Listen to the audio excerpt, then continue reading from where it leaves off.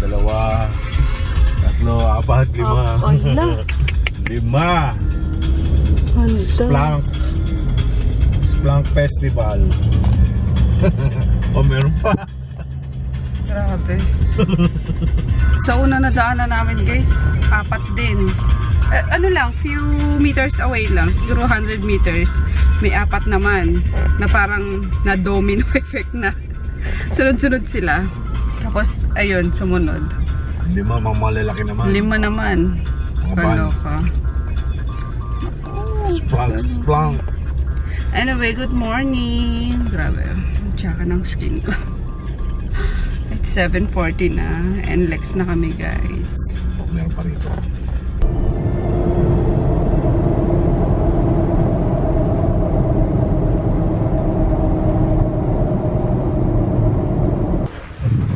Dito na tayo guys. Si Tom Tom. Si Conanin. Team of the ham. Tom Tom! Tim. Ba't nabubulag siya? Hindi, may muta yung kabilang mata. Team of the... Kami ko! Kami! Tao po. Ayan na, update sa Baler. May pintura na, may kulay na.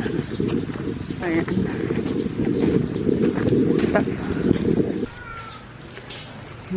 Ninihaw na tilapia. Tapos with ano, kamatis. Uy! Yun nga lang, medyo malakaw. Tag ano daw, tagduhat ngayon eh. Tagduhat. Yummers. Sarap. Asa si, ay kumain na si Peter eh. Nagpa-take out ng McDo kanina. Nasa bayan kami. It's Prague. Kain tayo. Wait lang ka, nagluto si Nene. Yums. Kumay. Good morning guys. Sorry. Happy Sunday. So yun, dito pa rin kami sa Nueva Ecija. Grabe ang kinahaw. Kahit walang AC. Pero ayan na guys, pinalagyan ko na yan. Meron na. Nagamit na rin namin yung kahapon ng tanghali. Kasi mainit pag tanghali pero sa gabi malamig dito. Ay, si Daddy, borlogs pa. So wala pang kama si Chris. Ito yung mga damit namin. Iniiwan ko na lang yan dyan guys. Para pag pumupunta kami rito, hindi kami kailangan magdala ng gamit. So marami pa akong dadalhin. So ayun, kailangan malagyan muna ng pinto yung cabinet ni Chris. Morning! Wow, sarap naman. Lalabas ka na may araw na nakakasilaw eh. Ayun, gandang umaga. Sarap talaga sa probinsya. Can't wait na dito magstay ng matagal. Ayun. Mga doggies. Kita nyo ba? Ayan. Paisa-isa lang. Ayan si Negro. Ano na rin dito eh. Resident na rin dito. Ang dami nang maging resident na doggies dito. Ano ginagawa nila doon? Nag-ano? Panggatong. Anyway, ito guys yung update sa sa Baler. So, pinapapinturahan na kasi nga may we decided na stop na muna yung gawa ng hindi pa rin naman matitirahan sa taas. Kumbaga nakakatakot daw sa part ni Nene na ang laki ng bahay tapos sila lang dito magstay, di ba? 4 tapos magiging 5 kasi si Chris. Ay para hindi din mahirap magpalinis kasi magkaka-baby si Nene. So ayun. So, yun. Stop na muna. Pero, itutuloy yun sa taas, guys. And then, uunahin na ulit yung bakod nga para yung mga doggies is parang kulong na sa loob ng bakuran lang. Hindi lumalabas sila. Ayun, kasi minsan doon nahahawa ng galis. Tapos nang-aasawa. Minsan nawawala lang yung mga lalaki. Nawawala ng ilang araw. Pagbalik, payat na kasi nang-aasawa. So, ayun. Kaya kailangan maana na yan. Palagyan na ng bakod dyan. Ngayong, ano yata, ngayong April din. Ayun. Kaya uuwi si mama ngayong summer. Dito muna siya magstay. Gawa ng April din is manganganak si Nene. So, kailangan may magkasikaso sa pagpapagawa ng bakod. So, yun guys. Nakaka-excite. Ang sarap. Ayun. Paulit-ulit ko sasabihin, isa sa reason kung bakit gusto ko dito mag-aral si Chris is yung tahimik, kung baka makakapag-concentrate siya sa pag-aaral. Kasi wala pang ano dito, wala pang internet talaga.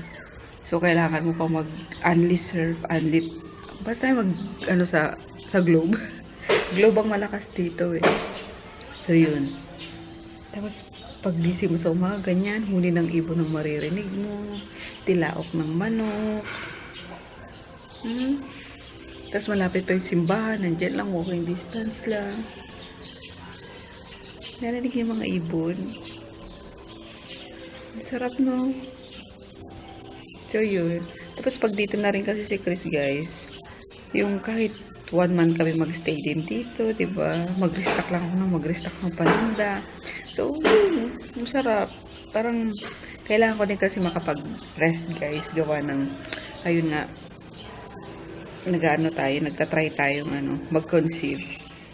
TTC. Ayun, trying to conceive. So, yun.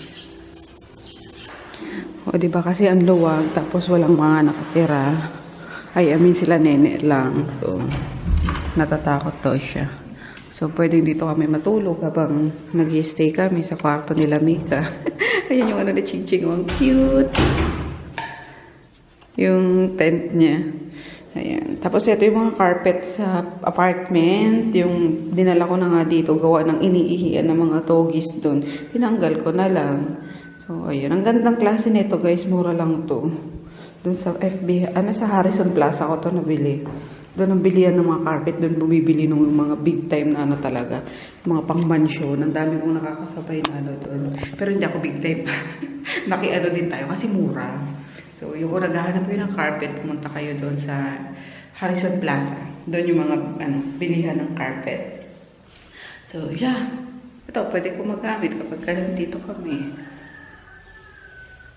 Ayan yung tanawin dito sa kwarto ni Mika. Field. Kasi ito yung papabago ata namin yun. Diba? Ang dami pa kasi palpak nito eh. Si Papa kasi pinangunahan na naman kami. I mean, ayong hindi niya kami kinonsulta. Ayan. Kasi ito sana pwedeng flat na lang para pwedeng maging terrace din sana ni Mika. Kaso, ayun nga, bubungkas ito ng guys, ng dirty kitchen. Ayan. Tapos yung pahaba na yan is yung sa dogs. Bahay ng mga doggies. So, nauna yan itayo kaysa dito sa bahay. Yung bahay ng mga doggies. Ayan. Kain tayo! Breakfast! Yun. Kain. May pakayura ng nyog eh. Magkano po pakayod ng nyog? Magkano? 20. Ang mahal naman.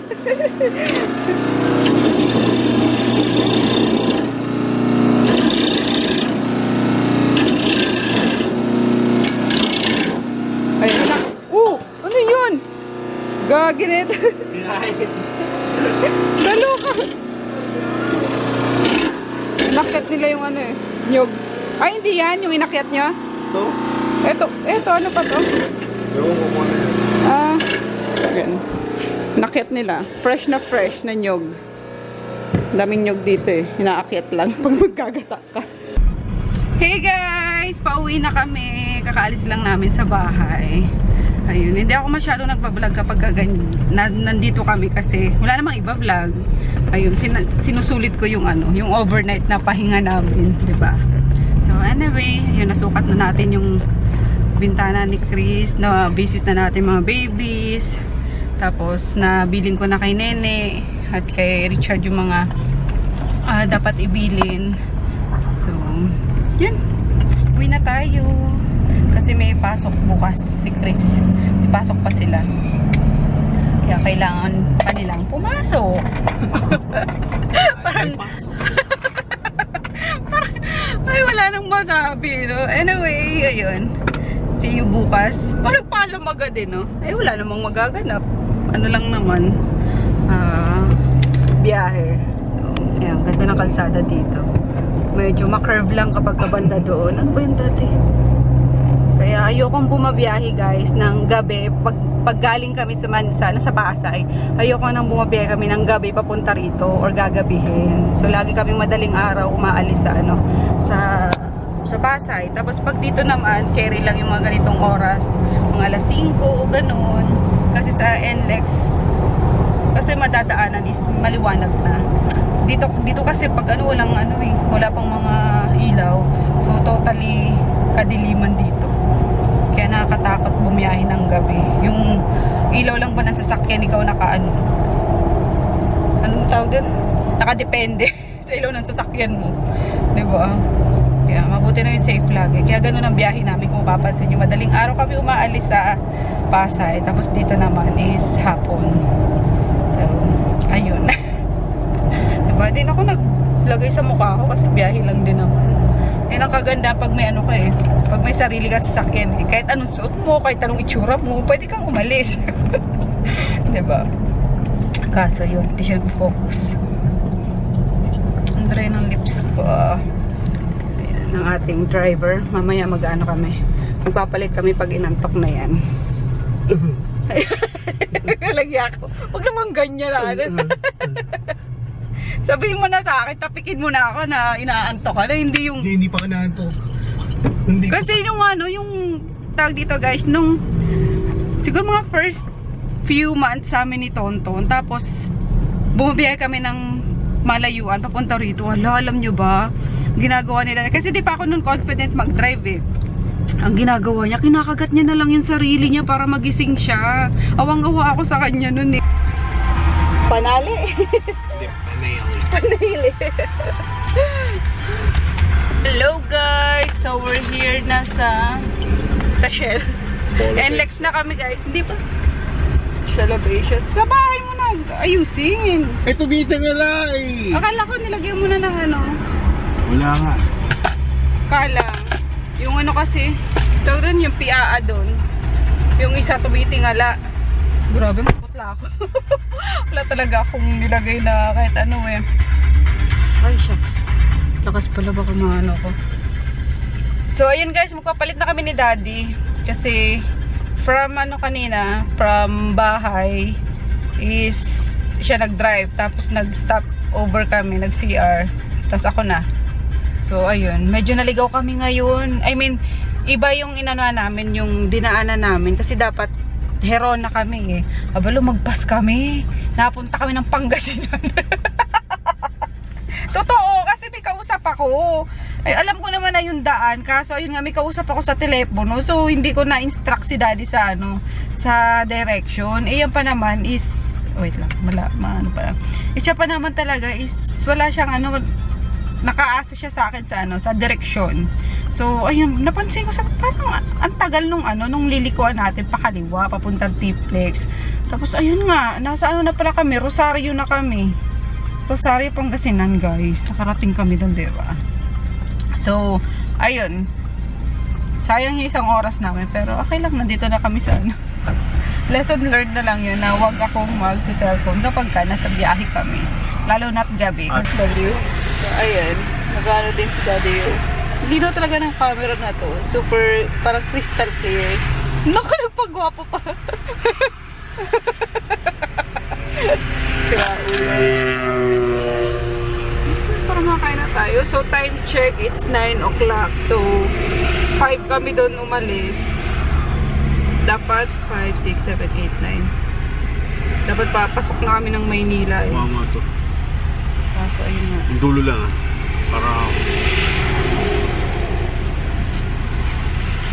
straight ang tuto. Ayun na, kami. Lumagpas kami sa lilikuan. So, ayun. Kaya palit na ulit kami. Kasi napagod siya sa Ang tagal din siguro 20 hindi lang 20 kilometers eh. 30 kilometers siguro yung nadagdag sa biyahe namin. Kaloka. So, ayun. Kaya nagpalit kami kanina. Tapos, ayun. Palit na ulit kami ngayon. Stop over kami guys. Dito sa Shell of Asia. Ayan. Ano ba to? Tindahan to.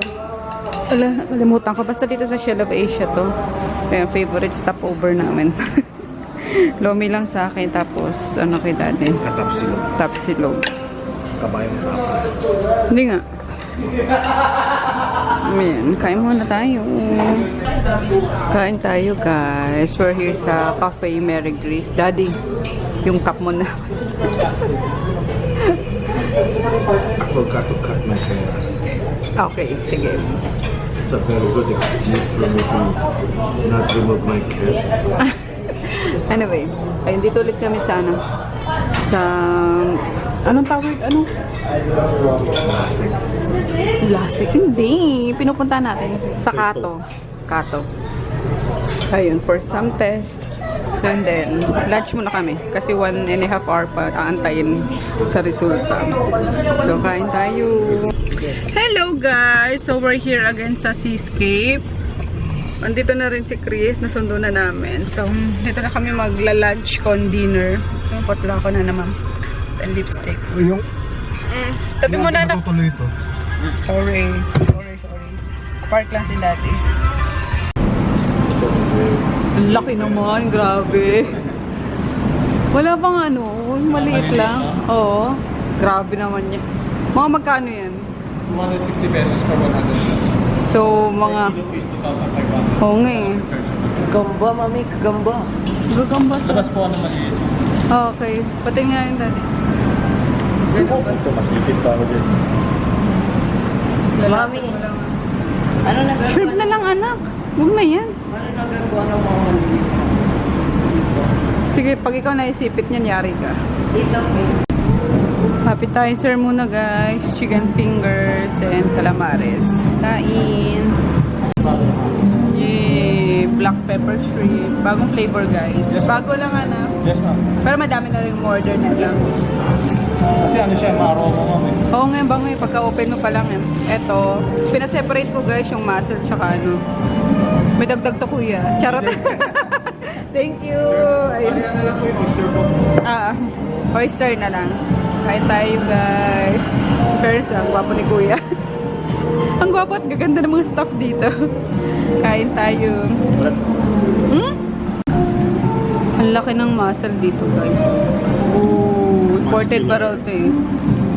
Yummer. So lahat pinalagyan ko ng sausage, ng corn and potatoes. Yummers. Oh god. Sigilid mo lang. Masarap yung ano na katas. Kainin mo. Ay, katas sauce. Meron pa kami ano guys, so fresh oyster. Ang sarap. Super ano. Manamis na dali. Hindi, try mo. Huwag baka masayang. I-dip, ano mo lang dito sa ano, sa sinamak. Dip mo lang.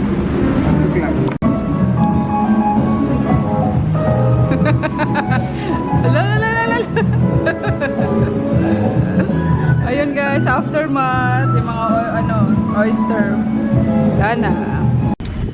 We're done guys. Grabe sa kapusugan. Ayun, di namin naubos yung shrimp as usual.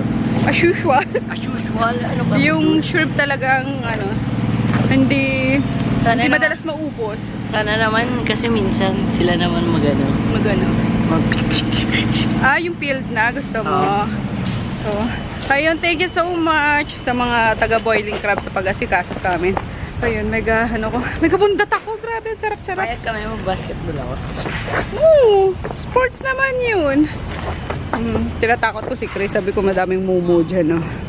Mamayang. Gusto ko mag-go something dyan eh. Paglabas mo dyan, baliw ka na.